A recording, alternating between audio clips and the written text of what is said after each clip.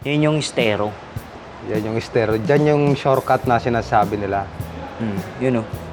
So ano kaya itsura dati niyan, no? Nung gumagana pa yun, napakalinis Alam mo pa kasi, niyan. sa tutuusin na, yung dumi niyan, hindi lang isang tao ang may kagagawa niyan, kundi lahat ng taong nasa tabi ng ilog. Inaanyayahan ko po kayo na bumisita dito sa bahay na Phil Bautista na sinasabing tahanan ng mga katipunero. Binuksan po namin para sa inyo, mga kababayan, dahil punong-puno po ng kasaysayan, lalo na mga kasaysayan na ginanap sa panahon ng Katipunan.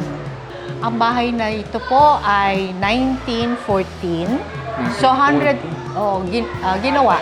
So, 110 years old po siya. So mga solid, dito tayo sa Quiapo, sa Bautista, sa bahay ng Nakpil. Sama si Boss Tinoy. So, papasok tayo dito ngayon sa Tara, nag-bike lang tayo. Ngayon bike natin.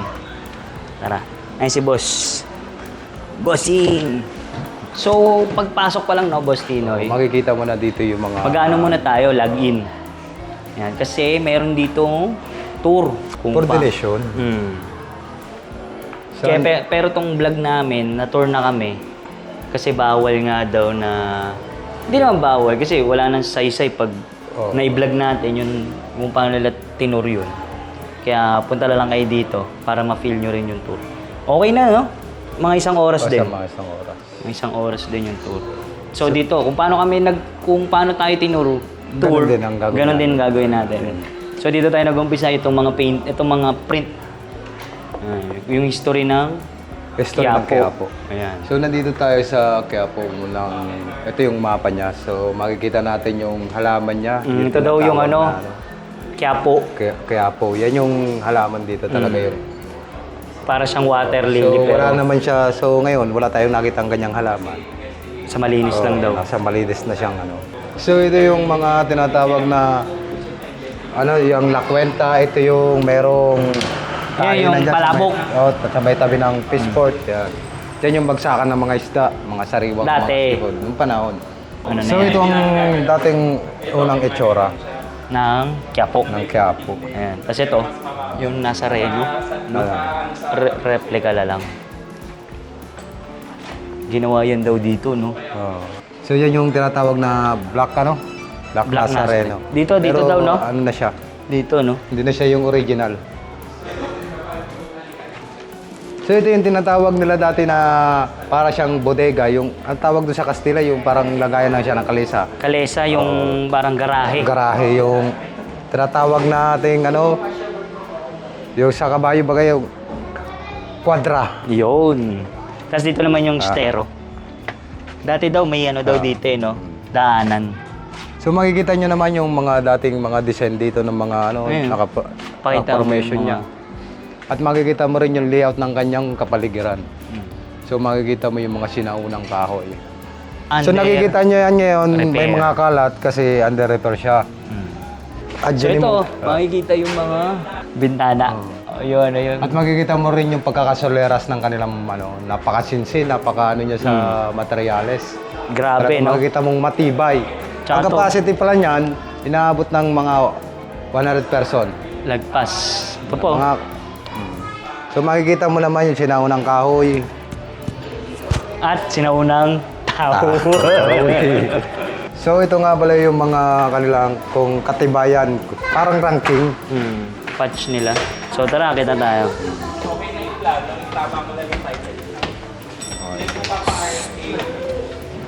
So nandito nga pala yung letrato ni Julio Nakpil. So makikita nyo naman, nandito rin yung kanyang perma, signature At niya. ito, no? So nandito rin naman yung kanyang Kinumpose. Ito yung sinumite ni Bonifacio. Tapos yung mga sulat kamay. Mga sulat kamay, yung tinatawag na Liham. Tapos ito yung mga painting, no? Yung may mga ano pala yan. May meaning. May lahat may meaning. Ito daw yung pinatay daw si Ito, Kabanatuan. So ito nga pala yung painting ng Kabanatuan Yung saan siya pinatay. kung saan din yung kanta niya kanang Kabanatuan. Tara, kita tayo. So So, mga solid, dito pala yung descanso. Ito yung pahinga. Waiting area, parang ganun. Bago ka. So, makikita mo naman, lahat ng nakikita mo rito, hindi natin sure kung original or yung iba daw replica. donate. Yung iba Donation. donation. Yan, so tara. So, makikita mo itong ilang ano na to, ilang step na hagdan na to. So, simula doon, yung mga babae na nakasaya, yung parang Inaakyat daw. ginaganto niya yung kanyang Saya. saya. Pagdating dito, sa kanya binababa. So, ang tawag dito sa base na to, kaida. Para hindi nila matapakan. Para di siya matabakan. At maaksidente. So, ang ganda, no? Tibay. So, nandito naman tayo, nakikita nyo yung mga ganyang mga Ano ito? para siyang anting-anting. Ito ang tinatawag ng kartelya ng ng kapatiran. Pero ano lang yan, replica lang, gawa lang. So, baga, para may Dalawang klase yan, meron din siya rito. So, nandiyan na yung mga kanyang mga simbolo. Kung isa-isayin natin yan, matatagalan pa tayo. Yun. Kasi yan, yung ceiling, yung Quiapo. Ito yung Quiapo na design.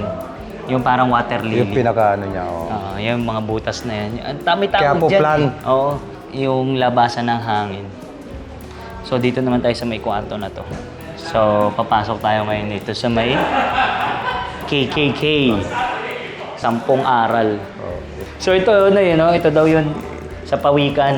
Ito daw yung tinatawag na Shell ng shell ng tortoise. pawikan. Ito yung tinatawag sa atin sa Katagalugan, karay, na ginagamit sa buhok. Tapos ito yung... At ito naman ang bandera ng KKK. Pero hindi na to yung original. Ano lang to? Replica. So yung katulad nito, nakikita niyo ang larawang ito. Ito dati si Andres Bonifacio. Mag-asawa pa Oo, sila. mag-asawa pa sila noon. So ito si...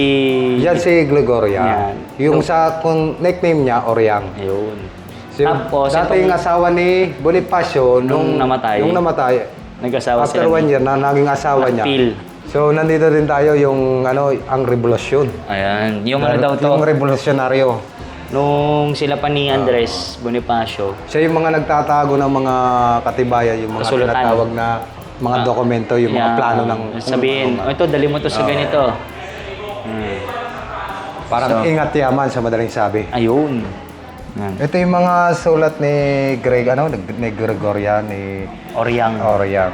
So nakikita nyo naman dito yung mga nakikita books. nyo mga amenities katulad nito. At mga... Mga ano na daw yan Ito yung mga donation. Hmm. Mga donation na to.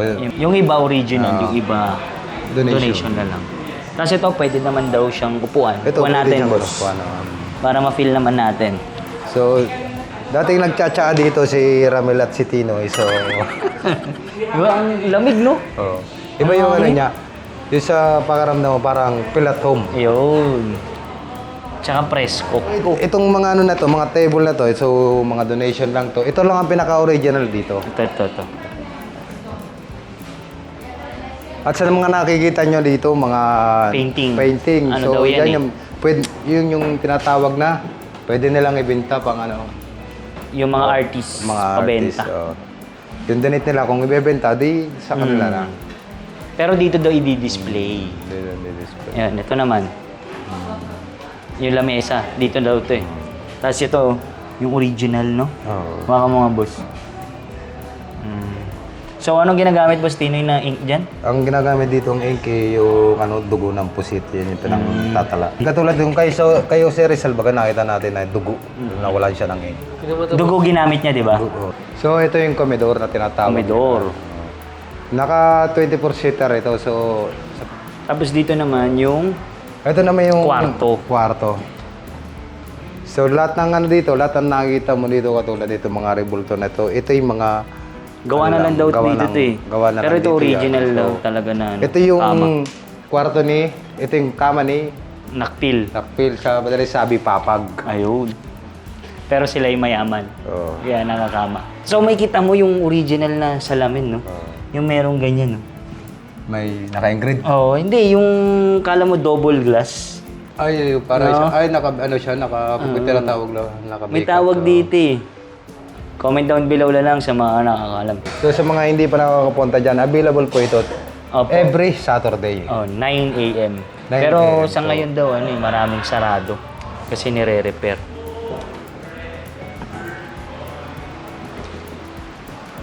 So katulad na ito, hindi natin siya pwedeng pasukin kasi sarado. Pero baka next month. Mga next month, Pwede na. available na yan. Yan, pakita natin. Yun yung estero. Yan yung estero. Diyan yung shortcut na sinasabi nila. Yun So ano kaya itsura dati niyan, nung gumagana pa yun, napakalinis Alam mo pa kasi, yun. sa tutuusin na, yung dumi niyan, hindi lang isang tao ang may kagagawa niyan, kundi lahat ng taong nasa tabi ng igloy. Ayun, tapos sa taas. Yan. Diyan daw yung ano daw nila?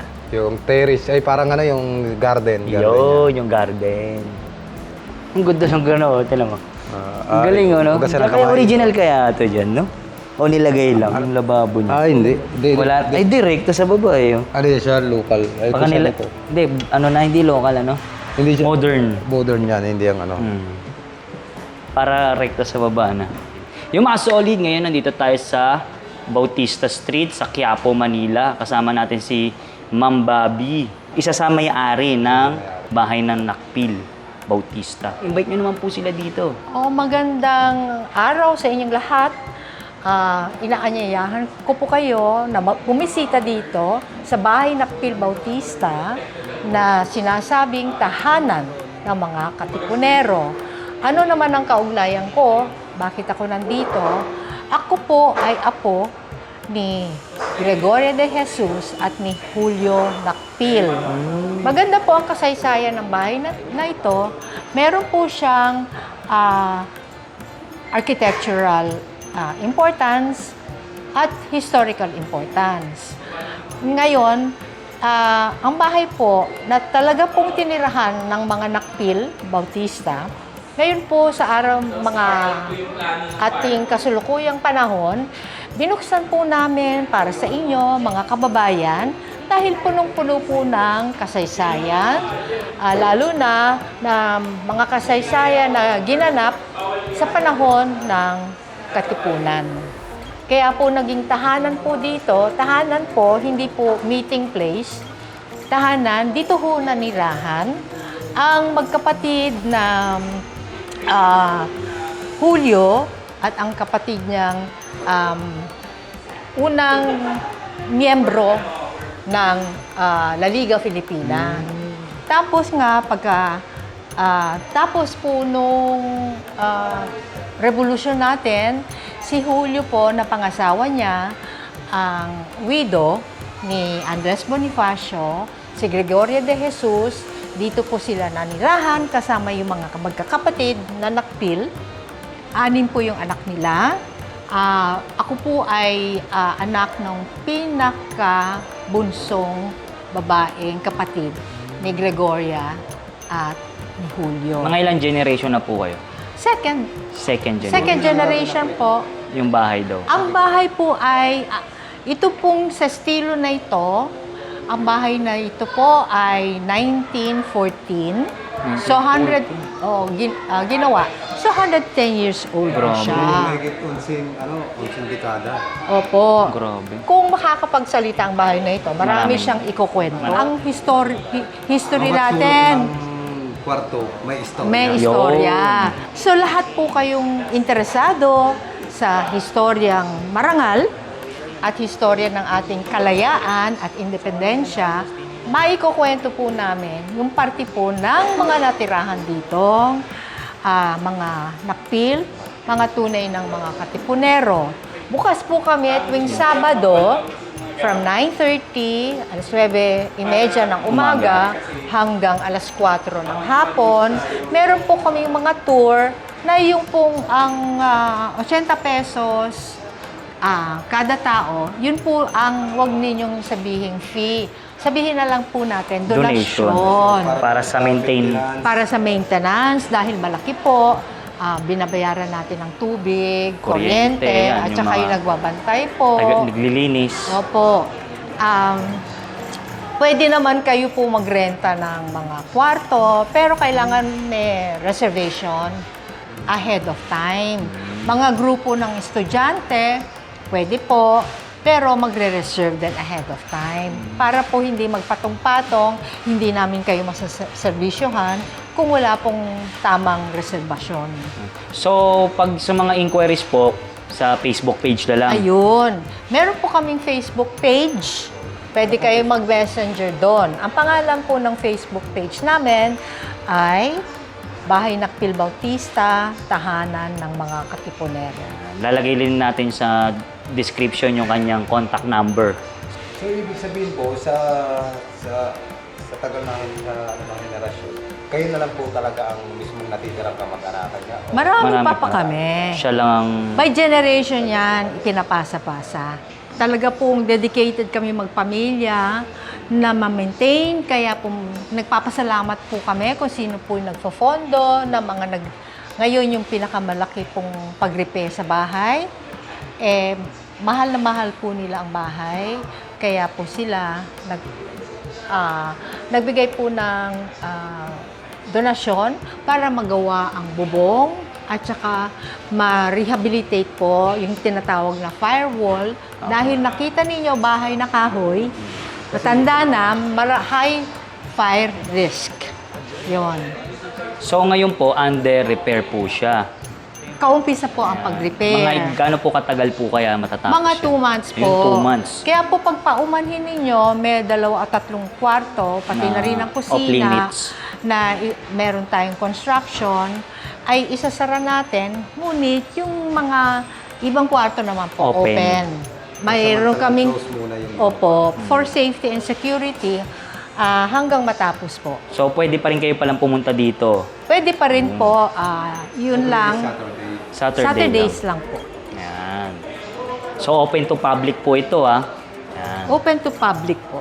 Opo. Ano ba mga masasuggest nyo pa? Mga pupunta dito? Yung pong mga nagpupunta rito, alam naman nila na lumang bahay, medyo delikado na, nag-iingat naman po sila. Hindi katulad po ng mga painting, mga sinaunang so... Do not touch po. Do not Kagaya po sa ibang mga museo, hindi naman yung hahawakan yung mga painting, yung mga photograph. Meron lang kami pong limit. Kung wala pong permiso na mag-video, hindi po pwede. Kasi siya pwedeng kuha na ng video. Opo. Okay. Opo. Kaya meron naman pong konting dagdag kaming Doon sa- hinihingi sa doon sa photo- basic fee na 80. Opo. Kung mag-video po kayo, Video, vlog, vlog, shooting, meron po kaming dagdag. fee. Meron kaming fee na dagdag. At po kung gusto niyo mag-photoshoot, depende kung professional kayo. Iba naman yung singil sa mga student na class project. Pero may dagdag po sa 80 pesos. Basta open to public So, siya. sa madaling sabi po, hindi po yun fee. Yun po ay... Donasyon. Para sa Oo. maintain. So, sa mga followers natin dyan, hindi po yun fee, donation. Donation po. Okay. So, maraming salamat. Malaking karangalan na kapasok kami. Salamat po, paalam. Pero magkita-kita tayo dito sa Bahay Nakpil Bautista, sa Kalye Bautista, sa Quiapo. Katapat po ng Quiapo, tuwing Sabado po. Tuwing Sabado lang po siya, mga solid. Oo. Okay. Bakit nga po ba tuwing Sabado lang? Kulang po kami ng staff. At saka, pinakamagandang pong araw, masaya. Dahil yung ibang araw, May work. may work, mga estudyante, merong schedule. Paano po kung tumapat ng holiday yan, Sabado? Sarado po kami pag holiday. Opo. Yun naman ay Marami sa standard. Pero pag Sabado, punong-puno dito. Ayun, tulad natin. Oo. Okay, sige. Thank you po, madam. Thank you. Thank you po. Thank you. So mga solid, bababa na tayo. Makikita mo naman, napakakintab niyan. May Star Wax yan. Tsaka matibay pa Pero rin. matibay siya. Tsaka sana yung mga sa school, papuntahin nila dito yung mga estudyante. So sa mga gusto na mga konting kalaman at sa history ng ating mga biyani. So nandito pa nga pala tayo. Pakikita natin yung Kanilang ticket. ticket. So ito yung ticket nila, dating sidula. So, Kinuha nila. Ulitin ang sidula. Galing, no? So, ang entrance is 80 pesos. 80 Depende kung nag-vlog kayo or nag-video. Totally, Mas hindi mataas. naman siya entrance eh, kung saan ay donation. Yun, para sa maintain ng bahay. Mamente. So, dito, sa tabi lang siya na nagpapastil. Ayan. So, pwede ang bike dito, no? Pwede dito, tsaka hindi mawawala, may bantay. Ayun, si Kuya Guard. Ayan. So, dito lang sa baba. Magdala lang sila ng... Kadena. Yan. Kasi di makakabol ang kwardiya natin, busog lagi. Ayun. Kaway ka naman, Noy.